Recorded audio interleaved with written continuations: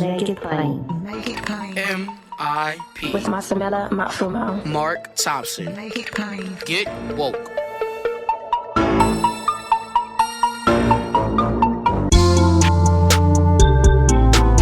God bless you. Get woke. Folks, MIP is now COVID-free, meaning free to all subscribers as we navigate this pandemic. We're thinking about everyone, and we've got to get through this together. So for a limited time, no fee to subscribe to Make It Plain on your favorite podcast app.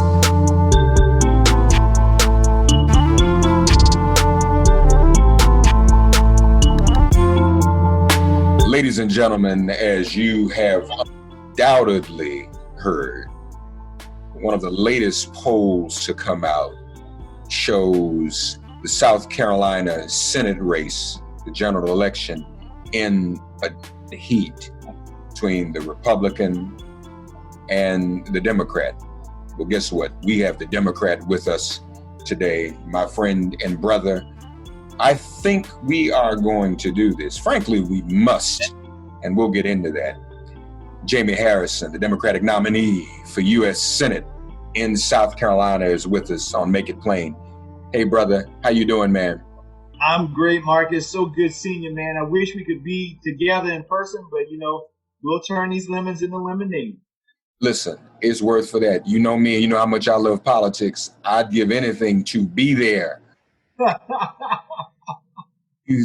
For you, man. I feel like, I'm shaking at night in my bed because I can't get out and do the kind of things we used to do. So, yeah. But obviously, and now to think about it, even without folk like us and a lot of folk being able to move around on the ground in South Carolina, you still have managed to tie this thing up. So talk to us about that. And how have you been able to do that? What's the secret to getting this point, which is a great point to be at? Yeah, it's a terrific place to be. I had someone say you're peaking at the right time, and this is definitely, we're 3 months out from probably the most important election of our lifetime, one of the most important elections of this nation's history that is coming up. And I think what you are seeing with the polls here, Mark, are, and we've seen 4 polls in the course of 2 weeks that show that this is dead even. Quinnipiac just came out that said it is tied. People are ready and they're hungry for change, and they are tired of the same old, same old. And Lindsey Graham is that same old, that warmed over stuff that people are just tired of. Someone who will just come around during the election season and come and show up and visit here and there, with all of the 5 years prior, doesn't do anything to address the issues that people are dealing with on a day-to-day basis. And what's amplified this, Mark, is that the coronavirus has really amplified and the size of the issues that people are dealing with here in the state. And Lindsey, in being in Washington, D.C. for well over 25 years, he more is interested in playing the Washington political games than being home and dealing with the issues that folks are having to deal with on a day-to-day basis. Speaking of the coronavirus, what are South Carolina's numbers these days? Well, they're not good. We've had over 94,000 confirmed cases here, 1,800 deaths. And when you look at the deaths and look at the numbers, a disproportionate number of those deaths are African American. And it's just sad. And we're one of the last states. Our governor still has not called for a statewide mask mandate. And in just a few weeks, our schools will be opening again. And so there are a lot of folks who are on pins and needles, just looking for some real leadership to give us a path forward in terms of how to deal with this, how to save our economy, how to keep our families safe. How have you been campaigning? Mostly virtually or what? And phone banking too, I take it. Yes, we've been phone banking, texting, virtual, marking, because we've been our fundraising has been robust enough. We've been up on TV since the first part of April. We've been up on black radio since the first part of April. We've been in black newspapers since the first part of April. And so we've been able to do the things that we've always wanted and knew that we needed to do, and do it early enough to really be making a difference right now. And part of what I'm trying to do, I'm trying not to run the same old political TV ads, Mark, because I understand that what I have to do is, many folks when they vote, some candidates get caught up in, well, I need to know all of the issues and I have to have all of these detailed plans, and all of that is important. But I know that Joe and Sue, who are in the neighborhood, that they are going to they're going to vote not just based on what the good policy is, but based on what they feel right here in their hearts and in their guts. And so I'm trying to make sure that our messages resonate not only here, but here and here as well. And I think that, along with our Harrison Helps initiative that we have, which is in essence my service program on the ground, working with community organizations to help people deal with problems they're dealing with right now, I think a culmination of those things really are making a difference. Despite the fact that we can't go to the spaghetti dinners and the barbecues and fish fries. Right. And in terms of reaching the head and the heart, Jaime, what are the main issues for South Carolinians these days? I mean, Lindsey alone is an issue because of his inaction and incompetency over the years. Aside from him, what are some of the things, or this popular term now, the cliche of kitchen table? What are South Carolinians in particular talking about at the kitchen table these days? Well, healthcare remains a top issue in our state. We are one of only 12 states now, since Missouri has just passed an initiative to expand Medicaid. We're one of 12 states that have not expanded Medicaid. And as a result, billions of dollars have not come to our state. Well, we would have had 44,000 new jobs, but more importantly, we would have covered almost 250,000 people in the state with health care, but they currently don't have it. And a residual of not expanding Medicaid in South Carolina, some of our rural hospitals have started to close here in the state. We've had 4 of our rural hospitals have closed over the past few years. And then you see that there's certain services that you just don't have. Here in South Carolina, just 2 years ago, 14 of our 46 counties had no OBGYNs, none, in those counties. And that's a huge issue. And let's not even get into the healthcare disparities that we see in many of these communities, and they tend to be Black communities and rural communities.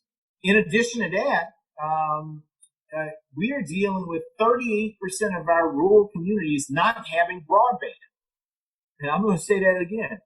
38% of rural South Carolina has no access to the internet, no broadband. And some of the communities that do have broadband, it's so slow, Mark, that it's slower than what you would find in Cuba and Venezuela.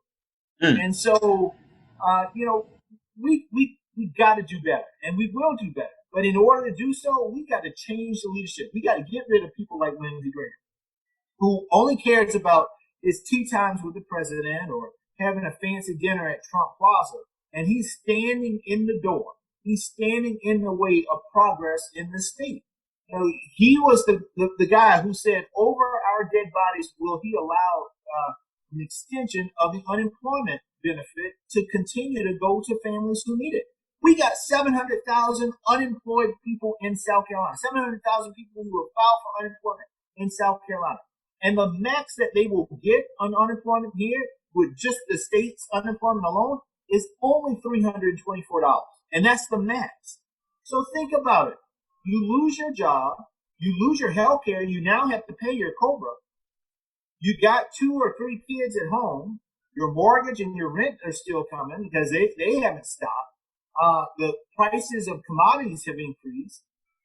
How do you make ends meet? How do you do it? And to have your senator say, over our dead bodies will we allow an extension of the federal unemployment insurance benefit? That is crazy.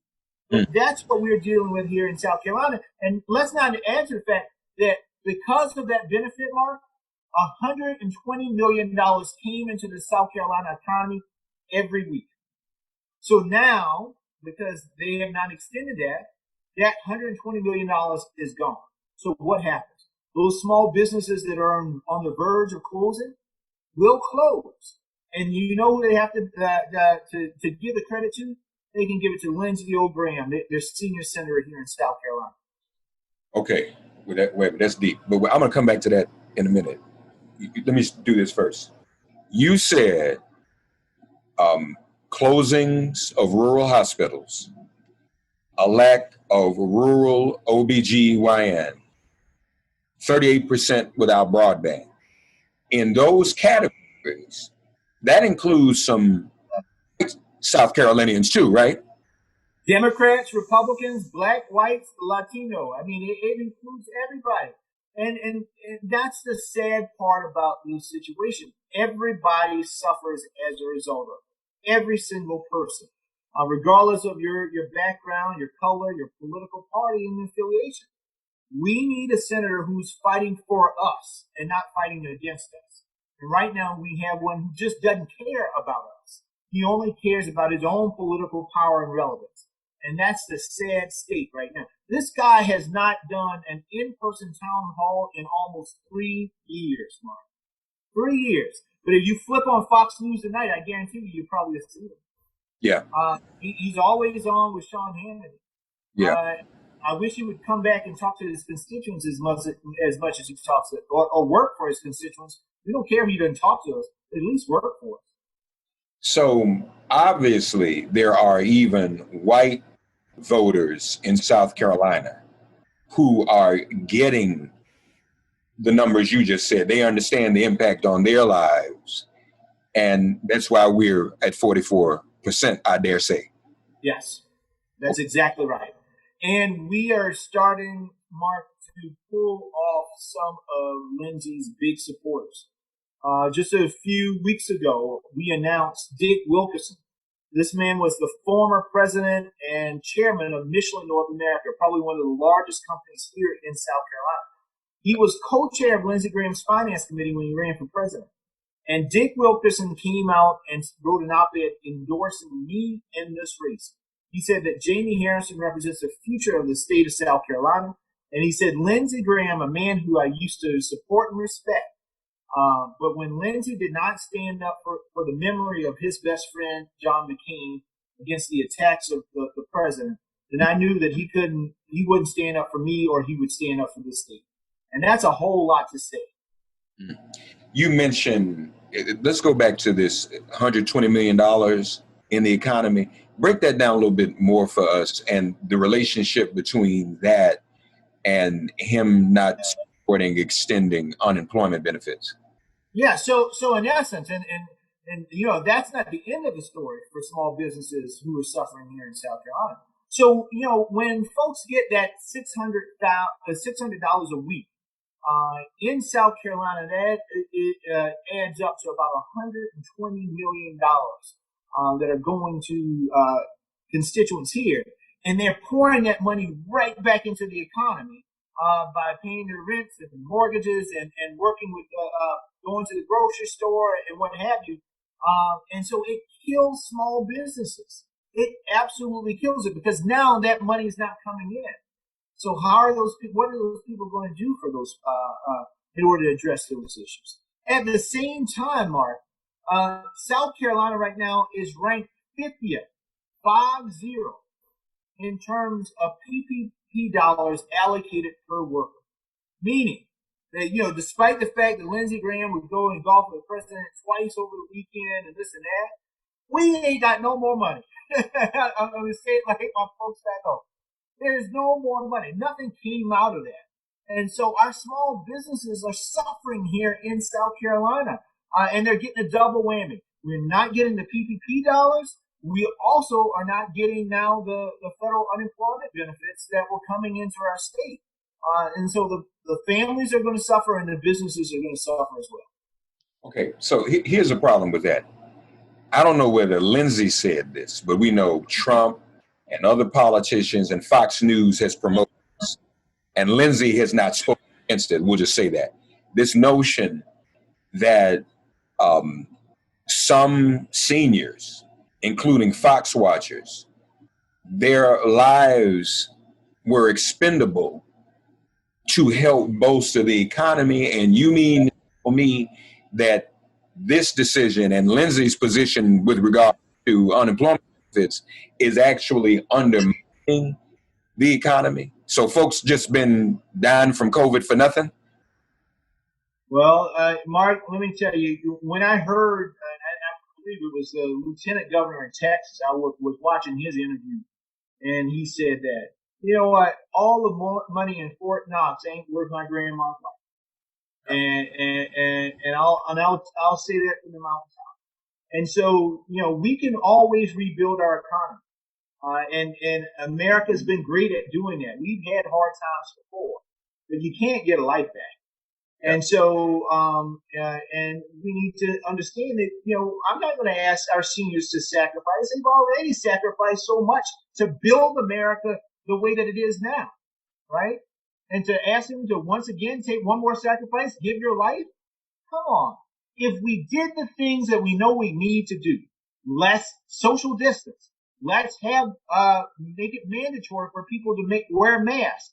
And do that for the short term, we won't have to have these long-term pains in our economy, but also in terms of the loss of life in our communities. So it just takes some real leadership right now.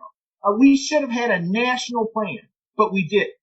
Right. We should have had a 50-state strategy, but we didn't. We allowed the states to compete against each other for PPE. There's so much that we can do and we should do. But in order to do it, we've got to have the right type of leadership. Right now, in my hometown of Orangeburg, they have erected a tent outside in the parking lot because they are running out of beds dealing with the issue of COVID, right? We are already in a state that rural hospitals have closed, so that means our hospital capacity is even less than what it was a few years ago. And now you have to deal with the rising numbers of folks dealing with COVID. Where's the plan? Where's the vision? Where's the energy to really address this? And then Lindsey has been pushing this ball.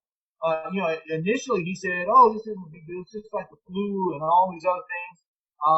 You know, if we have 50,000 people who die, then that's success. And now it's up to 180,000. You know, he keeps moving the goalposts. But at the end of the day, he didn't do anything more so to have the leadership to really address this issue. And so that's the hard part. And now I guess, you know, the House passed the HEROES Act, 2 months ago? Right. In order to renew these unemployment benefits and to add more money to states and the schools and all. And we see, once again, under the leadership of Mitch McConnell and Lindsey Graham, the Senate can't get its act together in order to address a major crisis in this country. And I guess this weekend they're taking the weekend off because they can't come to some compromise. Well, you know what? The American people need to give them a permanent blue slip and say, you know what? Thank you for your service. Here's your gold watch. Lindsey, you just turned 65. Enjoy your Medicare benefits. It's time for you to go, sir. And we're gonna help ease that transition for you. But I can't help but imagine that there are even white voters in South Carolina who didn't buy into they needed to sacrifice their lives for something like this and are fed up with the way this COVID crisis has been addressed. I mean, you must be hearing that from even voters. We are hearing it. And that one statement from Lindsey Graham, over our dead bodies will we allow an extension of this unemployment benefit. It is one that he will hear from this point until after November, because that is going to be the moment in which he lost his election, because it shows how out of touch, how callous. It was his let them eat cake moment, right? Folks are suffering.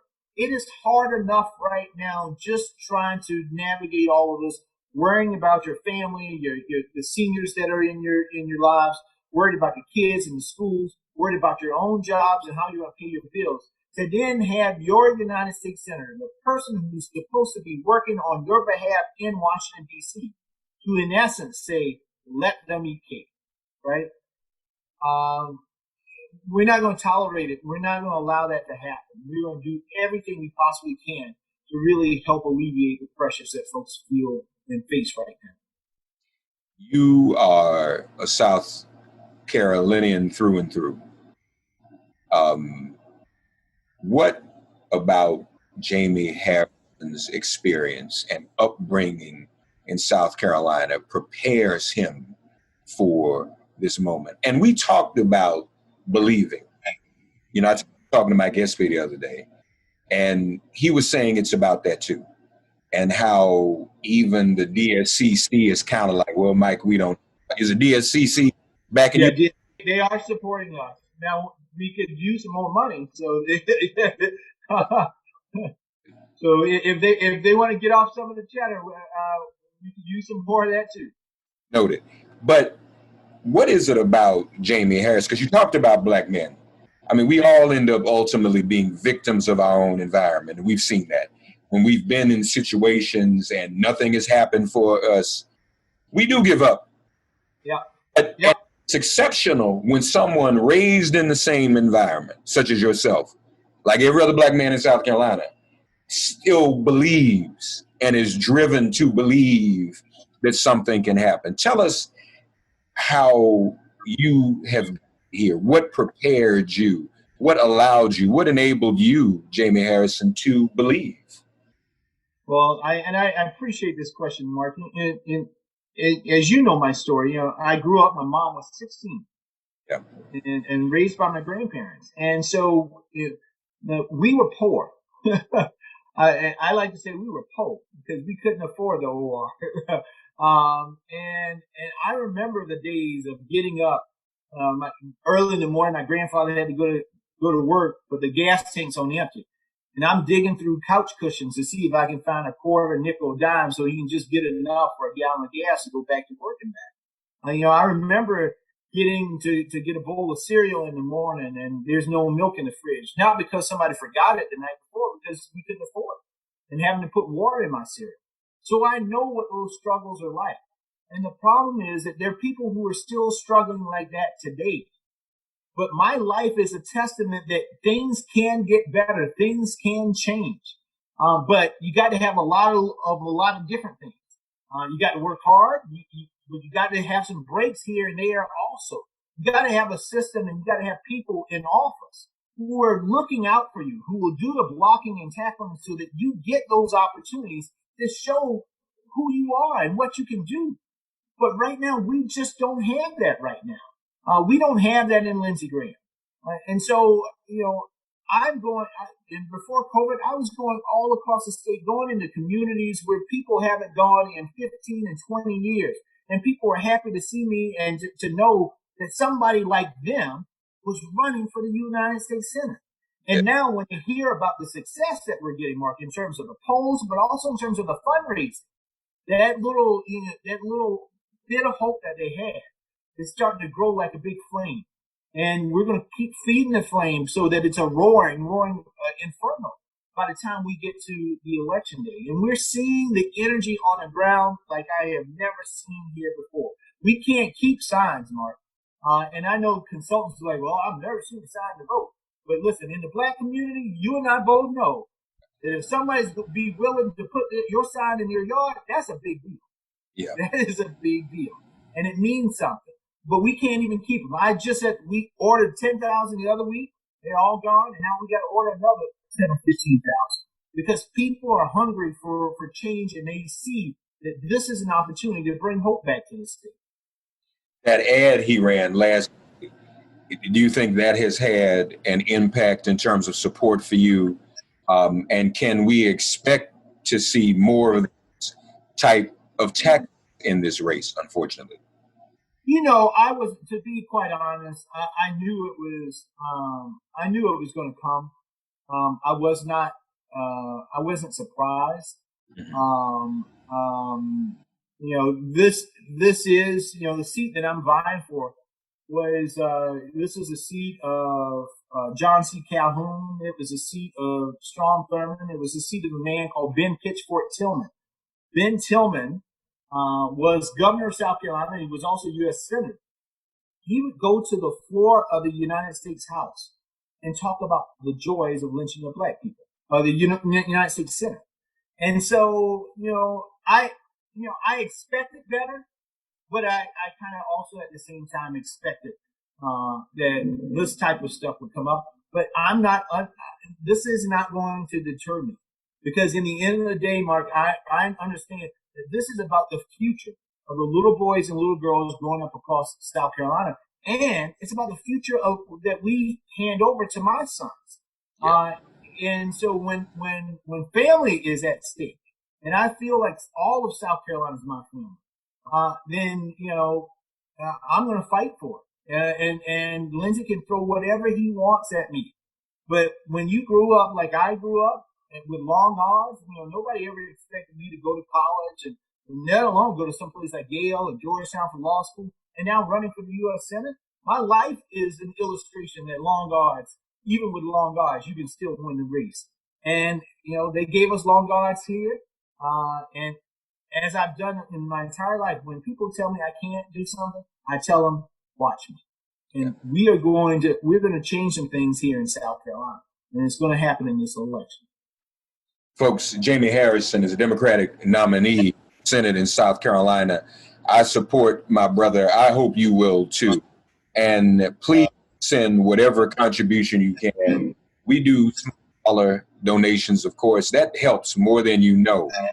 JaimeHarrison.com. I believe, you have to believe, I believe we can do this. And if there were ever an opportunity to do it in this moment of reckoning in America, what's the point of having a moment of reckoning if we don't translate that into voting and electoral power? Twitter alone is not policy. We need people in all sisters and brothers. Lord have mercy. Jaime. So Twitter, Twitter don't really, it's nice, but we need all them thousands of retweets to translate into votes. And everybody black in the country knows someone in the Carolinas. So think about that. Your friends, your families, your relatives, folks who went to school there and stayed there and built their lives, going to one of the HBCUs there, reach out. Say, hey, are you on board with Jaime? Have you sent him $5, $10, $15, $20? Please, ma'am, please, sir, we ask you to do that. We have to believe in ourselves, and a vote for Jaime Harrison, supporting Jaime Harrison, is a vote for you. Support for yourselves, ourselves. My brother, make me want to just come down there and knock on doors and risk COVID and just go out in a ball of flames. But I'm going to try to stay still and help as much as I can, and just let me know. Thank you, brother. Thank you, brother. You take care of yourself and stay safe. I will. Thank you, man. God, you are our refuge. Send our ancestors to guard our doors. Cast out this virus from our communities and our bodies. Heal, bless, and protect everyone listening and their loved ones.